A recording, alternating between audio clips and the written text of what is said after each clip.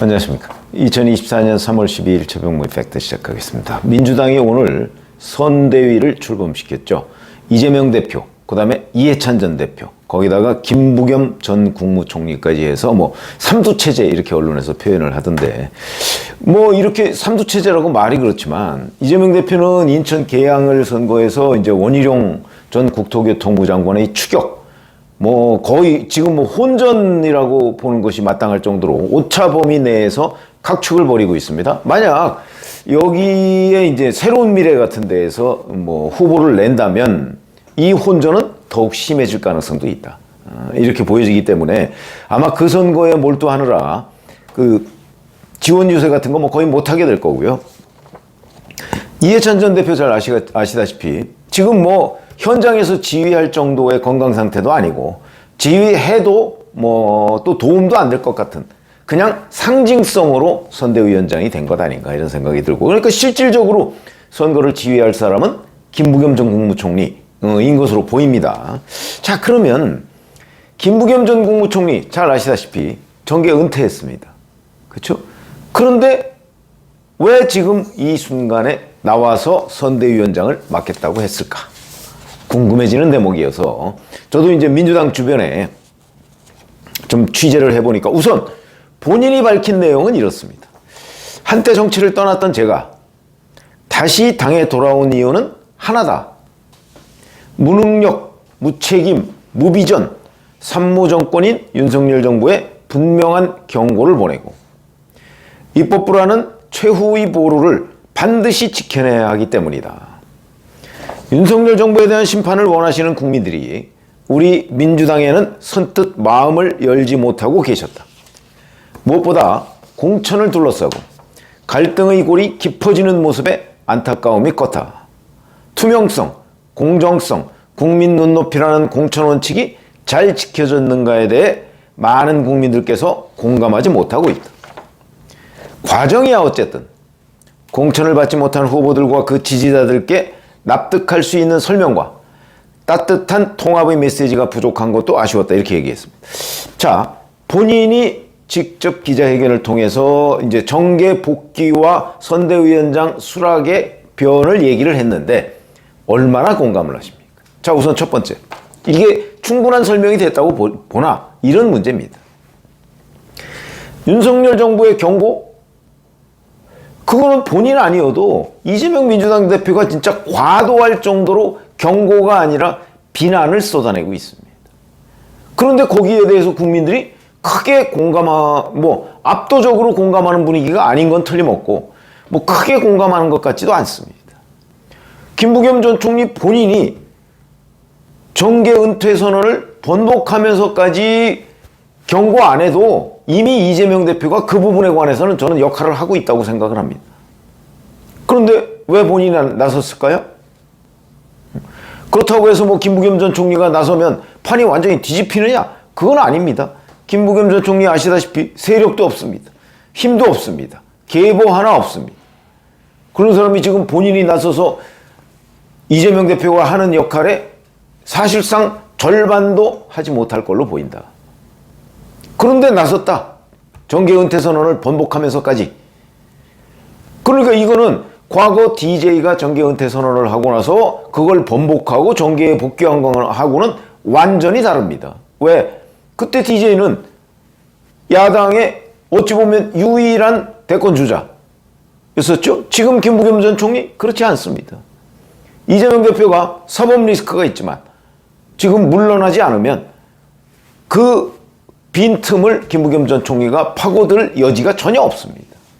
그렇기 때문에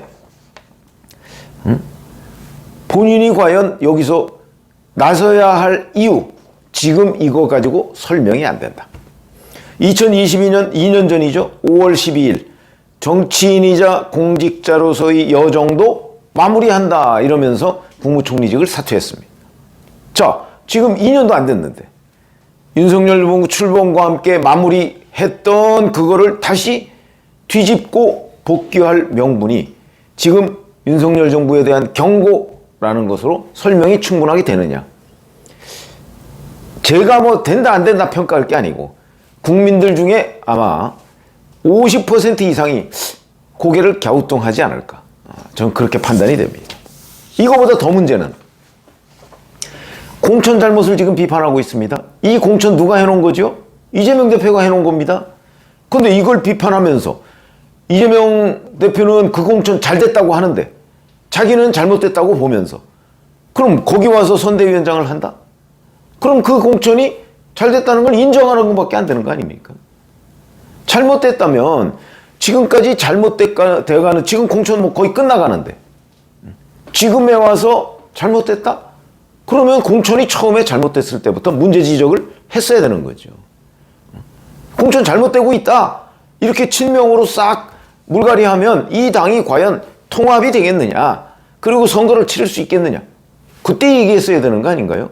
지금 다 끝난 와중에 잘못됐다. 그런데 그리고 나서 이제 선대위원장을 수락하면 잘못된 공천의 최대 결과물, 수혜자들을 당선시키기 위해서 본인이 노력하는 거죠. 이게 얼마나 모순적인 행동입니까? 공천이 잘못됐으면 잘못되는 걸 바로잡으려는 노력이 중요한 거지, 됐는데 그 잘못된 거를 잘 됐다라고 하면서 일반 국민들한테 이 사람 찍어주세요라고 하는 그걸 하겠다는 거 아닙니까? 지금 김부겸 전 총리가 모순이다. 일반 국민들이 갸우뚱 또 할 것이다. 아니 잘못된 공천을 본인이 지금 다 인정하고 이렇게 하는 게 과연 가능한 일인가?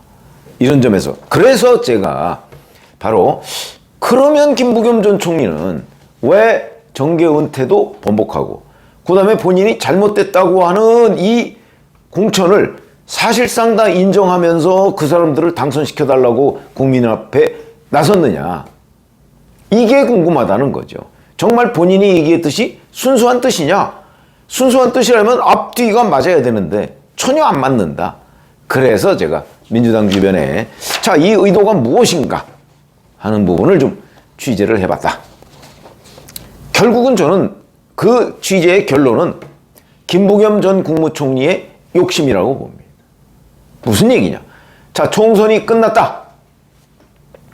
끝나면 그 다음에 뭐 일당이 뭐 민주당이 되든 뭐 국민의힘이 되든 뭐 결론이 나겠죠. 근데 큰 차이는 안 날 걸로 보입니다.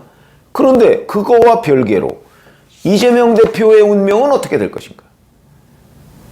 물론 예를 들어서 민주당이 일당이 되면 민주당에 대한 확실한 장악 가능하겠죠.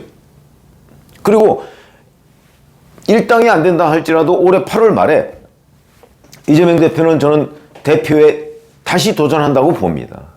그거는 김부겸 전 국무총리가 뭐 거기에 도전한다고 해서 문제가 해결되거나 뭐 상황을 뒤집거나 이러지 않습니다. 김부겸 전 총리가 노리는 것은 이재명 대표의 사법 리스크라고 저는 보죠. 당장 총선 끝나면 자, 의증교사 재판 1심 선고가 나올 가능성이 아주 높죠. 그 다음에 선거법 재판 연내에 1심 선고가 나올 겁니다. 자, 1심 선고가 이 두 가지의 1심 선고가 나왔을 때 특히 의증교사 재판 같은 경우는 보통 의증교사면 뭐 한 징역 2년 뭐 2년 6개월 뭐 이 정도 하고 뭐 때로는 뭐 집행유예가 붙기도 하고 이렇게 됩니다.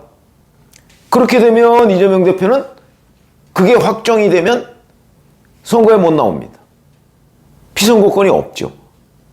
자, 이번에 총선 끝나고서 비록 1심이지만 만약에 거기서 징역형이 나왔다 했을 때 이재명 대표는 이제 아주 크게 흔들릴 가능성이 높고 민주당 내에서 친명계라도 우리가 대안을 마련해 둬야 되는 것 아니야? 이런 일종의 공포감이죠.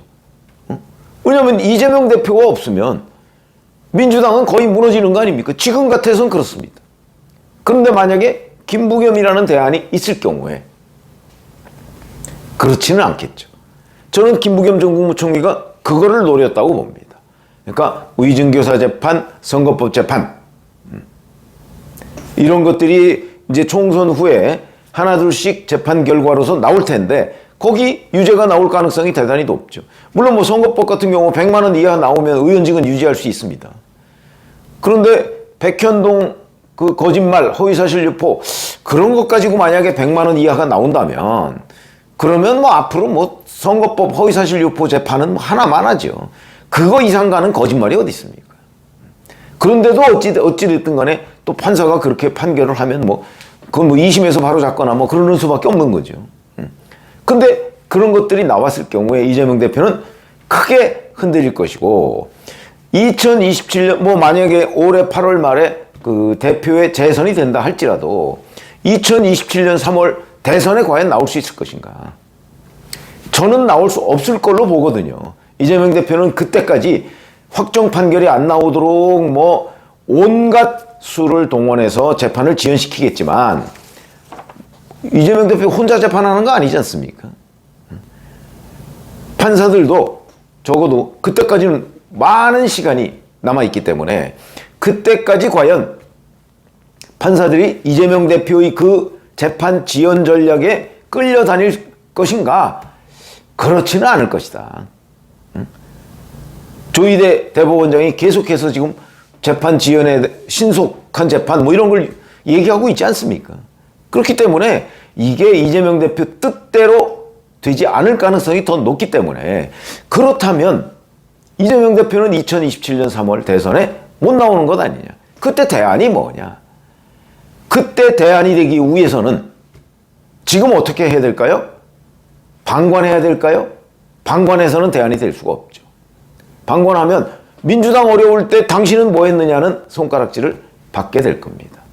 그래서 김부겸 전 총리는 여기서 방관하지 않는다. 비록 내가 이 공천이 잘못됐다고 비판을 했지만 그래도 선당후사, 당을 위해서 나는 이만큼 노력을 했다. 그러니 예를 들어서 2026년쯤 가면 그러니 자, 이 당에 대안이 없으면 내가 한번 해보겠다. 이런 포석을 저는 깔고 있다고 봅니다. 그렇기 때문에 어찌 보면 이재명 대표로서는 이제 호랑이 뭐 이미 뭐 호랑이가 됐지만 그걸 이제 겁을 내야 할 상황인데 이재명 대표가 워낙 어렵다 보니까 그러다 보니까 지금 김부겸 전 총리를 선대위원장으로 이제 모셨는데 김부겸 전 총리의 생각은 좀 다른 것 같다. 그래서 저는 동상이몽이라고 봅니다. 어쨌든 이번 총선까지는 김부겸 전 총리가 뭐 본인의 힘을 다해서 그래서 뭐 다수당을 만들려고 노력하겠죠. 왜냐하면 그거하고 자기의 꿈하고는 상충되는 건 아닙니다. 민주당이 뭐 아무리 다수당이 되더라도 이재명 대표의 사법 리스크는 그대로 가죠. 뭐 200석을 얻지 않는 한. 그렇기 때문에 이재명 선고 사법 리스크 판결 이후에 대비하기 위해서 저는 김부겸 전 총리가 이번에 정계에 복귀를 했고 선대위원장도 수락했다. 이렇게 보는 입장인데 그거는 한번 쭉 이렇게 우리 이제 일종의 장기 전망입니다. 그걸 한번 지켜보시면 되겠습니다. 고맙습니다.